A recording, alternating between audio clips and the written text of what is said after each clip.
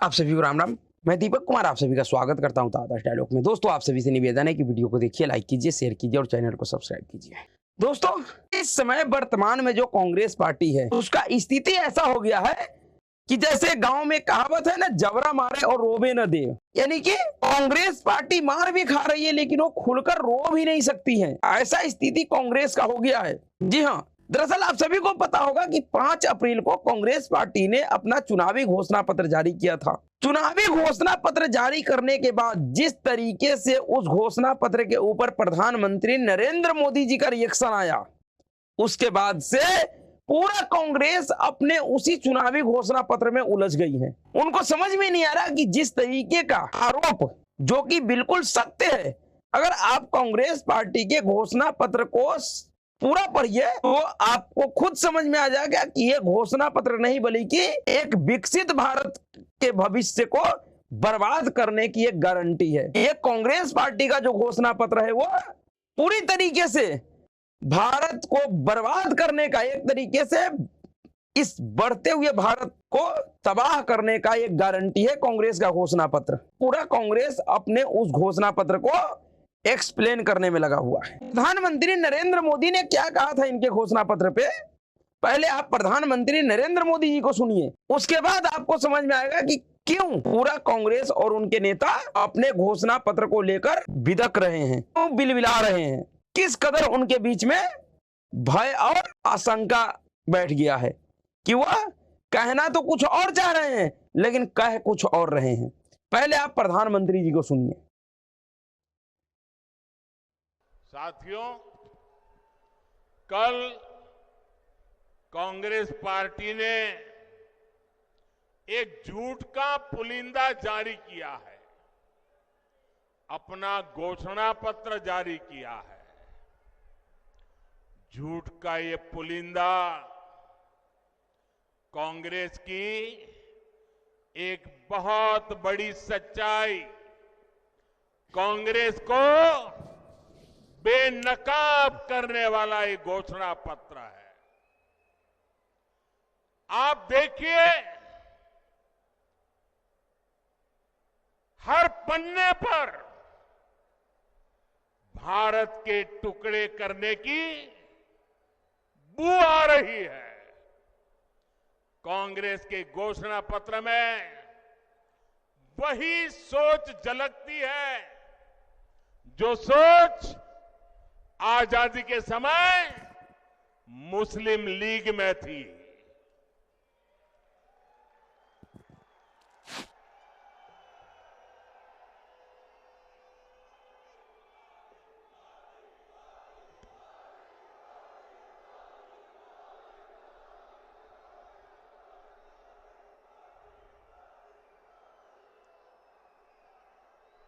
मुस्लिम league के उस समय के विचारों को कांग्रेस आज भारत पर थोपना चाहती है।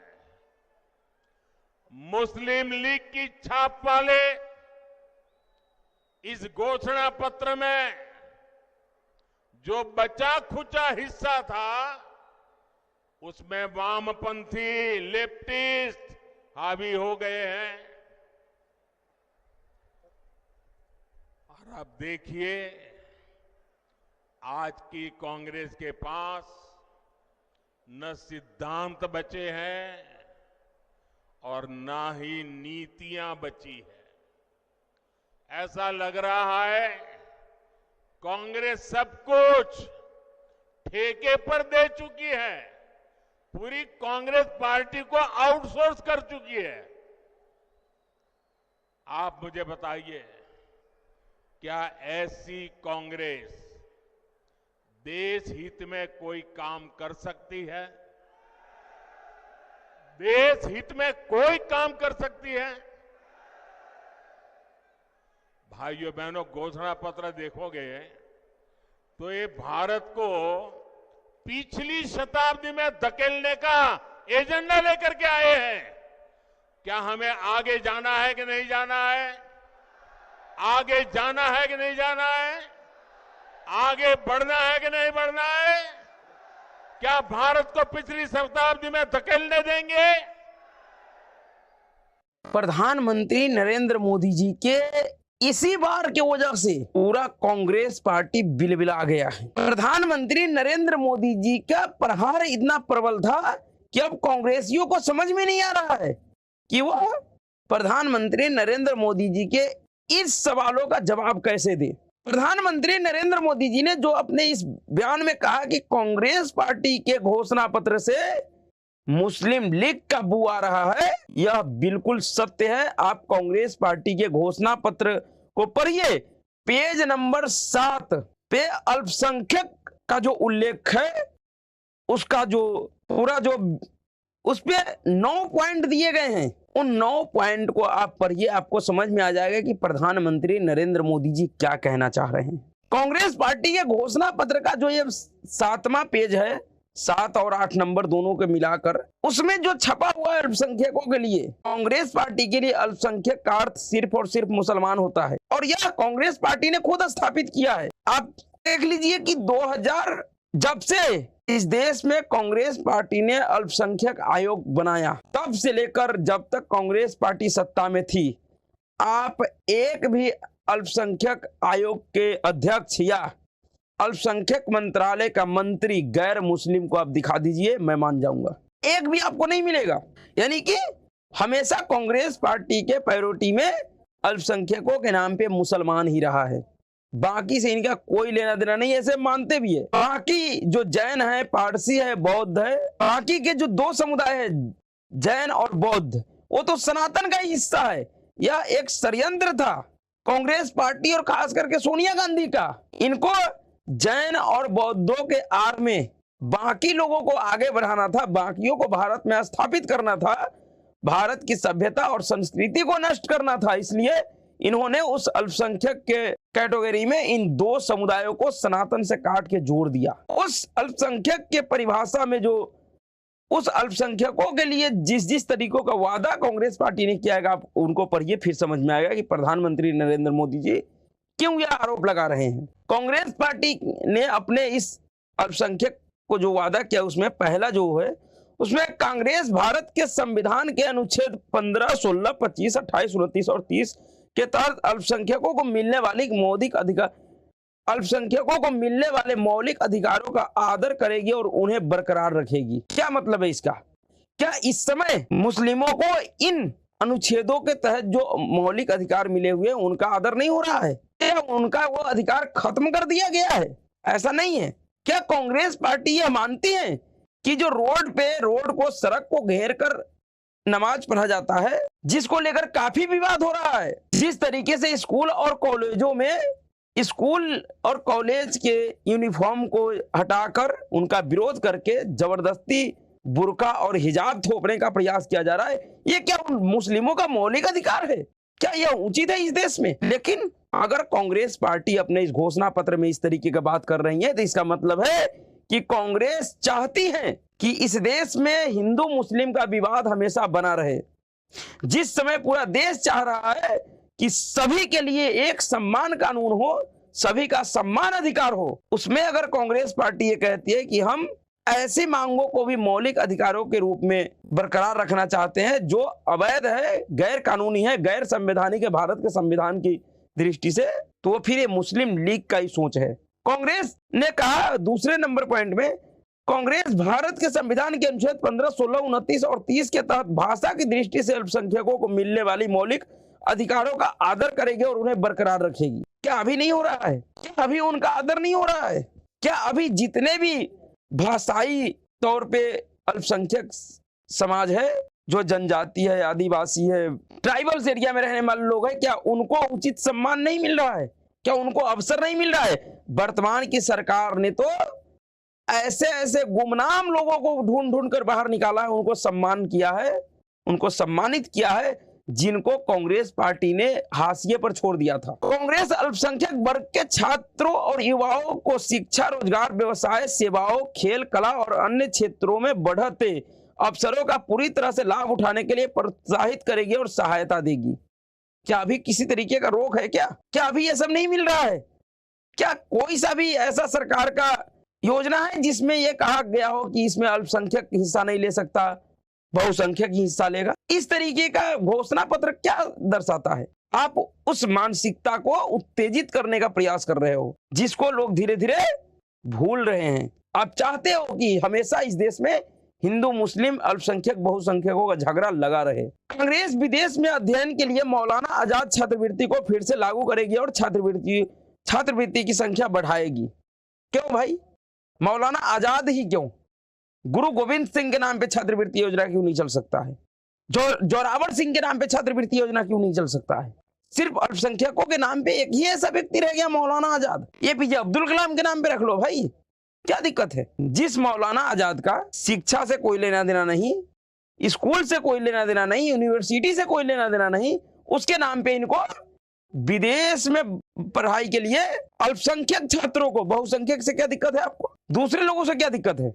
अल्पसंख्यक अपने मानवीय और नागरिक अधिकारों का इस्तेमाल कर सके, इसके लिए उनका आर्थिक सशक्तिकरण आवश्यक है। कांग्रेस आसान ऋण प्रदान करने की नीति बनाएगी, यानी कि बहुसंख्यकों से टैक्स लेगी और जिहादी जुबैर जैसे लोगों को आसान ऋण मिल सके, जिसकी वजह से वो फैक्ट चेक के नाम पे और कन्हैया लाल जैसे लोगों का गला कटवा सके, सर तन से जुदा करवा सके। इस तरीके का व्यवसाय करने के लिए उनको आसान ऋण उपलब्ध कराया जाएगा। जी हाँ, कांग्रेस यह सुनिश्चित करेगी कि अल्पसंख्यकों को शिक्षा, स्वास्थ्य देखभाल, सरकारी नौकरी, लोक निर्माण अनुबंध, कौशल विकास, खेल और सांस्कृतिक गतिविधियों में बिना किसी भेदभाव के उचित अवसर मिले। किसके साथ भेदभाव हो रहा है? कहां पे हो रहा है? इसमें से जितने भी विभागों का नाम इन्होंने लिया है, ऐसा कौन सा विभाग है जिसमें अल्पसंख्यकों के नाम पे या बहुसंख्यकों के नाम पे किसी के साथ भेदभाव होता है? कहीं भी नहीं हो रहा है। उलट आज कश्मीर में जितने भी खिलाड़ी उभर रहे हैं वो सब के सब मुस्लिम समुदाय से हैं, जिनको एक समय पे इन्हीं सेकुलर दलालों ने रोक के रखा था, उनको उनके उन अधिकारों से वंचित करके रखा था। कांग्रेस यह सुनिश्चित करेगी कि प्रत्येक नागरिक की तरह अल्पसंख्यकों को भी पोशाक, खान पान, भाषा और व्यक्तिगत कानूनों की स्वतंत्रता हो। यही सबसे जहरीला सोच इसका यही है और इसीलिए प्रधानमंत्री नरेंद्र मोदी ने इसको मुस्लिम लीग का सोच कहा है। जिस समय देश में यह माहौल बन रहा है कि सबके लिए एक कानून हो, यूनिफॉर्म सिविल कोड, ऐसे समय में भी ऐसे कांग्रेस ये कह रही कि अगर वो सत्ता में आता है तो वो पर्सनल लॉ को बनाए रखेगी, यानी कि जिस पर्सनल लॉ को देश त्यागने का प्रयास कर रहा है, कांग्रेस पार्टी उसे बनाकर रखेगी। जिस तरीके का माहौल कॉलेज, यूनिवर्सिटी, स्कूल में बन रहा है पोशाक के नाम पे, पोशाकों की स्वतंत्रता पे किसने रोक लगाया है? आपको जो पहनना है पहनो, लेकिन अगर किसी संस्थान में उस संस्थान का अपना ड्रेस कोड है तो आप उसे नहीं मानोगे? क्या कांग्रेस पार्टी ये कहना चाहती है कि अगर कल होके कोई मुस्लिम युवक आर्मी में है, अगर वो कहेगा कि नहीं भाई मैं तो वहां पे कुर्ता पैजामा पहन के रहूंगा जैसा अफगानिस्तान पाकिस्तान में रहते हैं, तो क्या उसको अनुमति दिया जाएगा? क्या कांग्रेस ये कहना चाहती है? क्या कल कोई पुलिस वाला कहेगा कि भाई मैं तो पुलिस के ड्रेस नहीं, मैं तो कुर्ता पैजामा पहनूंगा, पठानी सूट पहन के रहूंगा?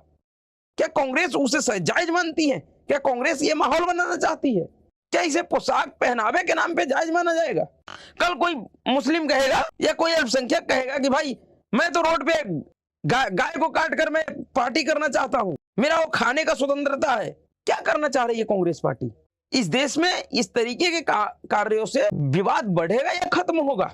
कांग्रेस व्यक्तिगत कानूनों में सुधार को बढ़ावा देगी या सुधार संबंधित समुदायों की भागीदारी और सहमति, और इन्हीं सब बातों को लेकर प्रधानमंत्री नरेंद्र मोदी ने कांग्रेस पार्टी के लिए इस घोषणा पत्र पे इस तरीके का बात कहा था, जिसके विरोध में कांग्रेस पार्टी के नेता सलमान खुर्शीद कांग्रेस नेताओं को लेकर चुनाव आयोग में प्रधानमंत्री नरेंद्र मोदी के खिलाफ शिकायत करने गया था।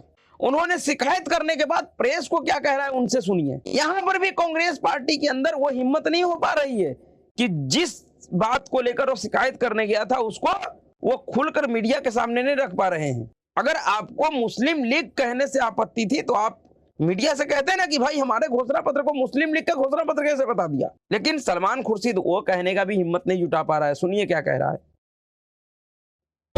लेकिन जो महत्वपूर्ण बातें आज इलेक्शन कमीशन के सामने हमने रखी हैं उसमें कुछ हमारी पुरानी आपत्तियां थी जिस पर अभी हम संतुष्ट नहीं हैं। इलेक्शन कमीशन ने कहा कि हमने आदेश दे दिए हैं और हमने एमसीडी को और एजेंसीज को ये कह दिया है कि तत्काल ये उतार दिए जाए जहां जहां पर प्रधानमंत्री महोदय या किसी मंत्रिमंडल में किसी व्यक्ति की तस्वीरें लगी हुई हैं। वो कहा है कि हम लोग फौरन उसको उतार लें।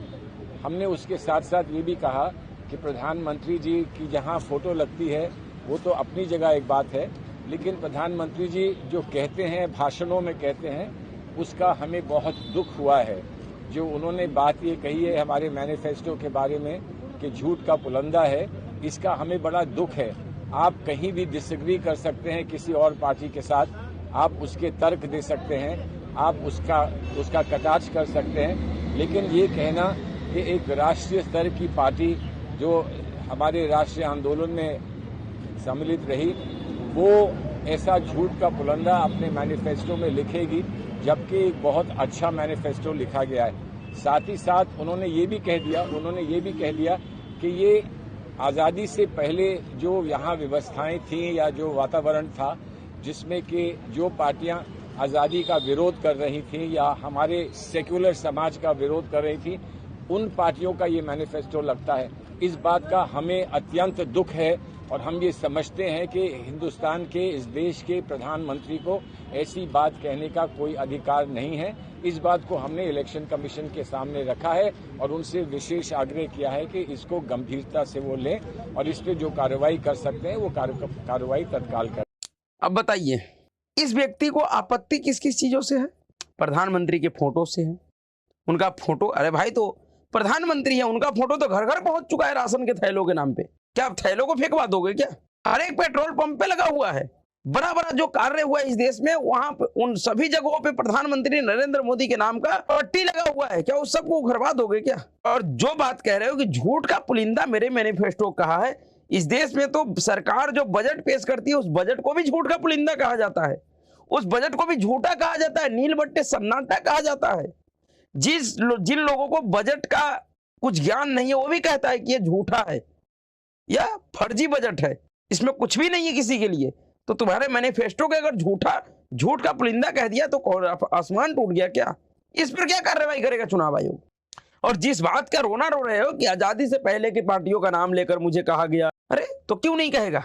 जिस मुस्लिम लीग ने इस देश के 2 टुकड़े करवाए, जिस मुस्लिम लीग ने इस देश में डायरेक्ट एक्शन डे किया, जिस मुस्लिम लीग ने लाखों हिंदुओं महिलाओं के साथ बलात्कार किया, हत्या किया हिंदुओं का, आज वह मुस्लिम लीग कांग्रेस के गोद में बैठा हुआ है, कांग्रेस उससे गठबंधन करके चुनाव लड़ रही है। क्यों नहीं कहेगा उस मुस्लिम लीग के बारे में? क्या इस देश की जनता को जानने का अधिकार नहीं है कि मुस्लिम लीग का इतिहास क्या रहा है? क्या ये नहीं, कौन नहीं ये जानता कि जिस समय देश का बंटवारा हुआ, जितने भी मुस्लिम लीग के नेता थे वो सब के सब या तो कांग्रेस में आ गए या फिर अपना अलग पार्टी बना लिया, जो अभी इस समय है इंडियन यूनियन मुस्लिम लीग, जिन्होंने आजाद भारत में भी मांग किया था कि इस देश के मुसलमानों के लिए एक सेपरेट कंस्टिट्यूएंसी चाहिए, आरक्षित सीट चाहिए, उनको अलग क्षेत्र चाहिए जहां पे सिर्फ मुसलमान ही होंगे और मुस्लिम कैंडिडेट ही होगा। क्या केरल में यह नहीं है कि अगर किसी मुस्लिम इलाके में अगर किसी सरकारी ऑफिसर का नियुक्ति हो जाता है, अगर वो मुस्लिम नहीं है तो उसका विरोध होने लगता है? अभी कुछ दिन पहले केरल से एक ऐसा खबर आया था कि मुस्लिम इलाके में एक डीएम जिला अधिकारी हिंदू चला गया था, तो उस हिंदू जिला अधिकारी को वहां से भागना पड़ा, उनका वहां से ट्रांसफर करवाना पड़ा, वहां पे उनको काम नहीं करने दिया गया। ये सब कौन कर रहा है? वही मुस्लिम लीग कर रहा है। जिन्होंने देश का टुकड़ा करवाया था उसके बारे में बताना क्या गलत है? लेकिन सलमान खुर्शीद को यह बताने में भी उनका जवान लड़खड़ा रहा है, उनका हिम्मत नहीं पड़ रहा है कि वह मीडिया को यह बताए कि प्रधानमंत्री नरेंद्र मोदी ने मेरे मैनिफेस्टो को मुस्लिम लीग वाली मैनिफेस्टो बता दिया। ये कह रहे हैं कि ये आजादी से पहले की कुछ गतिविधियों को लेकर, कुछ पार्टियों को लेकर। अरे कुछ पार्टी क्या, प्रधानमंत्री मोदी ने तो खुलकर नाम लिया यार, तुम क्यों डर रहे हो नाम लेने से? नाम लो। इनका नाम न लेना ये दर्शाता है कि कांग्रेस पार्टी अभी भी उस मुस्लिम लीग को सही मानती है, जिसके लिए राहुल गांधी ने विदेश में जाकर कहा था, विदेश में बैठकर यही राहुल गांधी उसी मुस्लिम लीग के लिए कहा था कि मुस्लिम लीग से बड़ा सेकुलर पार्टी तो कोई हो ही नहीं सकता है। और आज प्रधानमंत्री नरेंद्र मोदी ने इनके मैनिफेस्टो को मुस्लिम लीग वाली मैनिफेस्टो बता दिया, इनके पेट में दर्द होने लगा। इनके नेता राष्ट्रीय अध्यक्ष कह रहे हैं कि भारतीय जनता पार्टी का जो राजनीतिक पूर्वज था वो तो सब मुस्लिम लीग के साथ में ही थे, पहले ये तो बताओ कि भारतीय जनता पार्टी के राजनीतिक पूर्वज तुम मानते किसे हो? भारतीय जनता पार्टी तो अपना पूर्वज तो बहुत से नेताओं को मानता है। और अगर मल्लिकार्जुन खड़गे को लग रहा है कि भारतीय जनता पार्टी के राजनीतिक पूर्वज मुस्लिम लीग के साथ सरकार बनाया था, तो फिर उनको इस समय इस बात को कहने में क्या हिचक हो रहा है कि हाँ, हम मुस्लिम लीग के साथ हैं, हम उनके साथ गठबंधन में हैं और हम पूरे देश में मुस्लिम लीग को चुनाव लड़वाएंगे। कह के तो देखो, क्यों डर रहे हो भाई? डर कुछ और है, कहना ये कुछ और चाह रहे हैं, लेकिन इनके जवान इनका साथ नहीं दे रहा है, इनका दिल और दिमाग इनका साथ नहीं दे रहा है, इसलिए इनका जवान लड़खड़ा रहा है। और इनका लड़खड़ाता हुआ जवान ये बता रहा है कि इसके पीछे कुछ ना कुछ षड्यंत्र है, कोई ना कोई कारण है जिसके लिए कांग्रेस पार्टी ने मुस्लिम लीग का समर्थन लिया। और डर किस कदर है कि राहुल गांधी अपने नामांकन में मुस्लिम लीग का झंडा ना लग जाए, इसलिए अपने पार्टी का भी झंडा त्याग दिया। समझ जाइए, जो पार्टी अपना राष्ट्रीय पहचान को त्याग सकता है सत्ता के लालच में, तो समझिए वो किसको नहीं त्याग सकता है। राजनीतिक दलों को लोग कैसे जानता है? उनके पार्टी की पहचान से। आज कांग्रेस पार्टी को नेताओं के नाम से कोई जाने न जाने, उनका जो पहचान है, पंजा का छाप, उसको देखकर जरूर कांग्रेस लोग समझ जाते हैं कि ये कांग्रेस पार्टी का चुनाव चिन्ह है, चुनाव निशान है। अगर राहुल गांधी अपने उन चुनाव निशान को अगर त्याग सकता है, तो क्या वो इस देश के जनता को नहीं त्याग सकता है? यह विचार करने वाली बात है, लोगों को सोचने वाली बात है कि अगर राजनीतिक सत्ता के लिए अपनी पार्टी के पहचान को जो व्यक्ति त्याग सकता है, क्या वो हमें, आपको और इस देश के लोगों को नहीं त्याग सकता है? क्या वो इस देश के लोगों के साथ छल नहीं कर सकता है? जरूर कर सकता है। और यही छल, यही चतुराई अब इनके ऊपर भारी पड़ रहा है। देखिए आगे आगे क्या होता है। तो अभी के लिए इतना ही। अगर आपको वीडियो अच्छा लगा तो वीडियो को लाइक कीजिएगा, शेयर कीजिएगा और चैनल को सब्सक्राइब कीजिएगा। नमस्कार।